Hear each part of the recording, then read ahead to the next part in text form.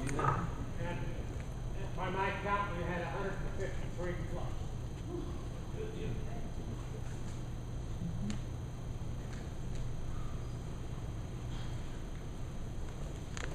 One over. I'm getting kneecapped again. Try to start back at slide 1. Yeah, there we are. While that is going back, I want to say howdy to State Representative Simpson. The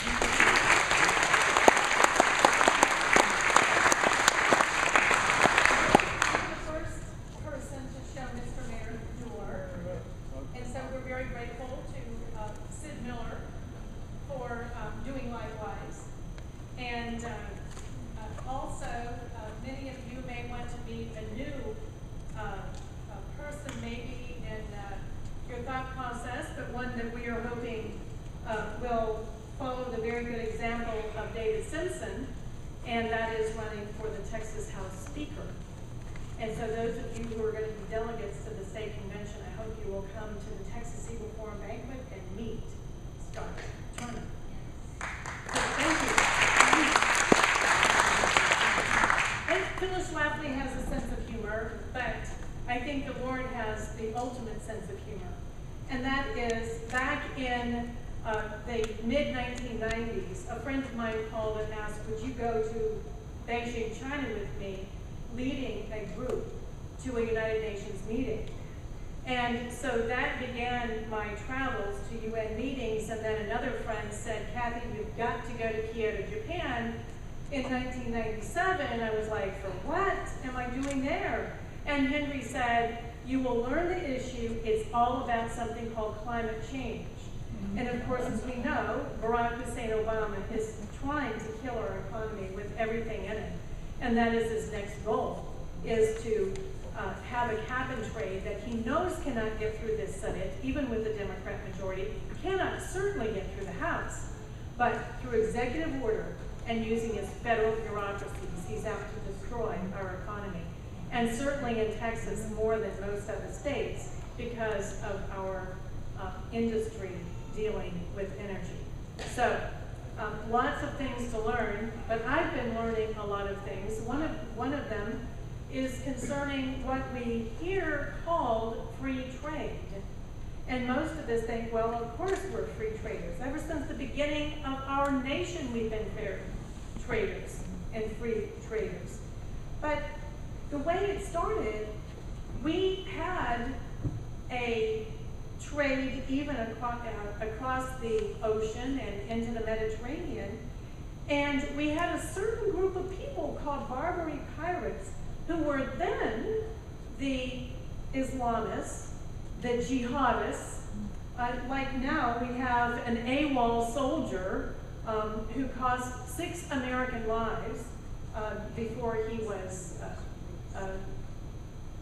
unfortunately not captured, I don't think. I think he was traded, and we gave much more than what we received.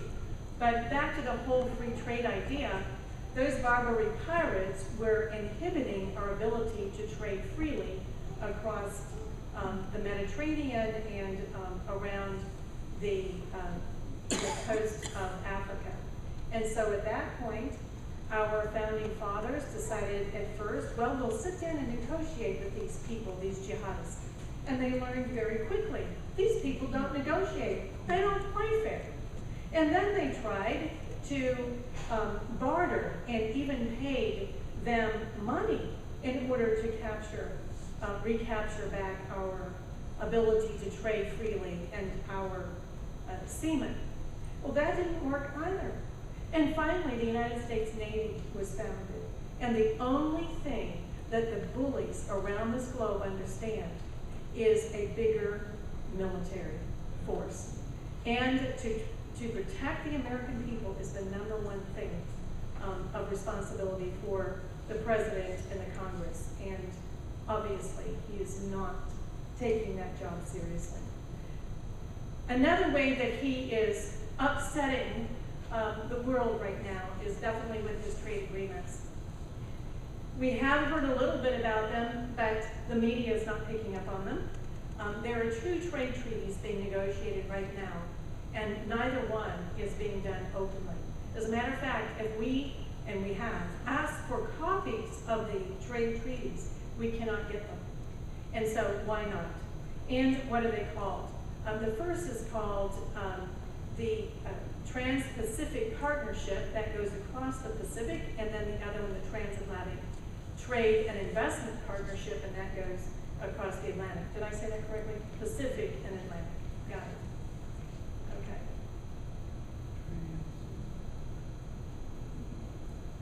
Okay. It's not turning.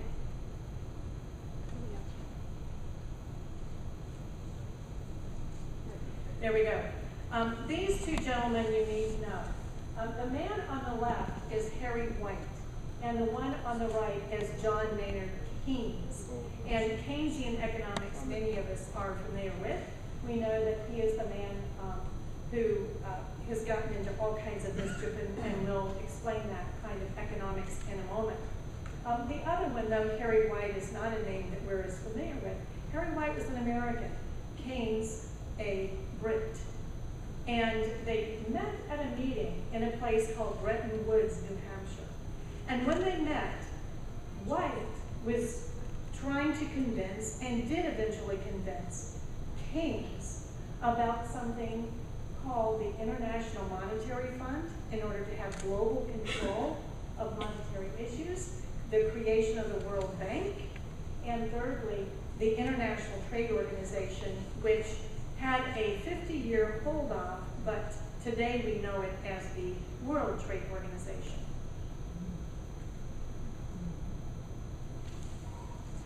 Harry White, I promised that we'd look a little bit closer at him. He is the one who talked Keynes into accepting this idea of the International Monetary Fund, the World Bank, and the International Trade Organization.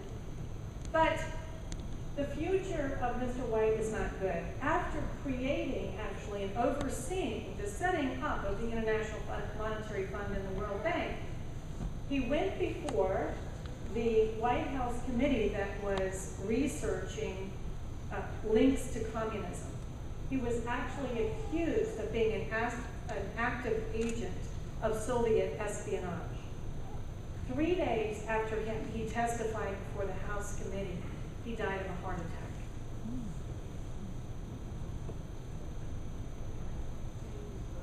John Maynard Keynes, the other gentleman, as I say, was a Brit, and his Keynesian economics, which believes that state intervention, whether it is today digitizing numbers, and so we really don't know what the full debt is because Barack Hussein Obama is digitizing numbers. He's printing money. We know that because everything we're buying is more expensive. This kind of inflation is very disruptive. But back with the TARP money, you remember at the end of George W. Bush's presidency, there was a bailout. And the TARP money came into play. And so he picked up on Keynesian economics. So very much disrupting our free market and free enterprise. Milton Friedman, on the other hand, was the man that was the economic advisor to Ronald Reagan. So now you're seeing three different philosophies and how in the world we got to where we are today. The World Trade Organization, let's look now a little bit more closely at these organizations that were founded as a result of that meeting in Bretton Woods. This was not a congressional meeting, this was a meeting with Keynes and White. So please understand that very clearly. The General Agreement on Trade and Tariffs has actually been what has been regulating America's free trade across the Atlantic in particular for years, ever since 1947. So that Bretton Woods meeting happened in 1944, before the end of World War II. And then in 1947, they actually established this General Agreement on Trade and Tariffs, and it was supposed to be a reciprocal agreement. But what has happened with that 22,000 General Agreement on Trade and Tariffs in 1994. So in 1944 is when they're meeting at Bretton Woods. 1994, 50 years later, the United States Congress, in a lame duck session, with more than 80 congressmen who had been defeated, led by Newt Gingrich, the Speaker of the House, rammed through the World Trade Organization. So we already had the International Monetary Fund and the World Bank, but not the World Trade Organization until 50 years later.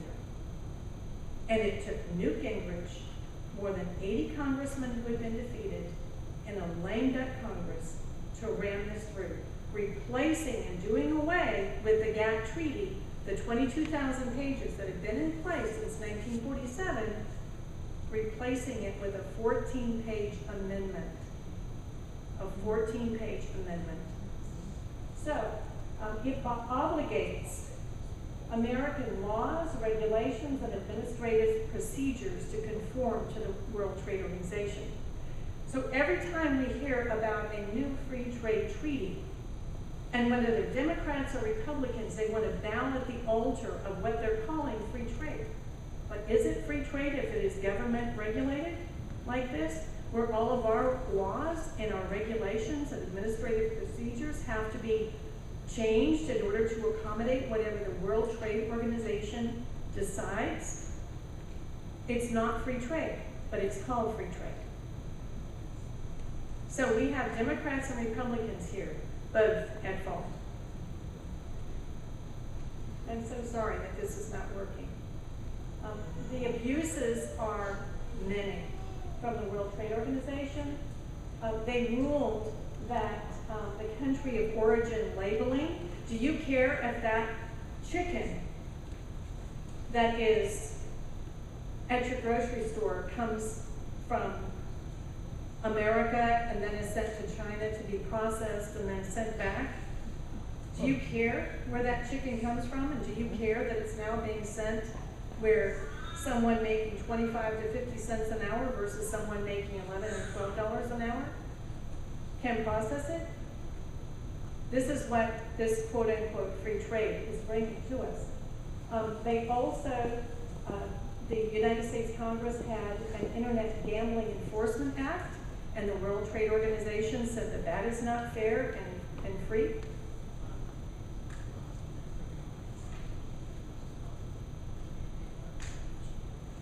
Wow. It worked. What do you know? But it doesn't go backwards. That's right. So there are many of our laws and our rules and our regulations and administrative procedures that have had to be changed simply because the World Trade Organization said so. So we are giving up more and more sovereignty with every quote-unquote free trade treaty. They're not free trade treaties. They are ceding American sovereignty to the World Trade Organization based in Brussels, Belgium. Now, I think the most onerous part of all of it, and I'm sorry, but I don't know what this is, but anyway, a transition there we go, thank you, is the child labor laws. Mexico got upset with the United States because we said we would not accept products that were put together by child labor. Mexico then filed a complaint with the World Trade Organization, and guess what? They ruled against us and said that it is illegal for a government to ban a product based on the way it is produced. Now, if you ask the World Trade Organization, did you rule in favor of child labor? They will say, no, we've never ruled on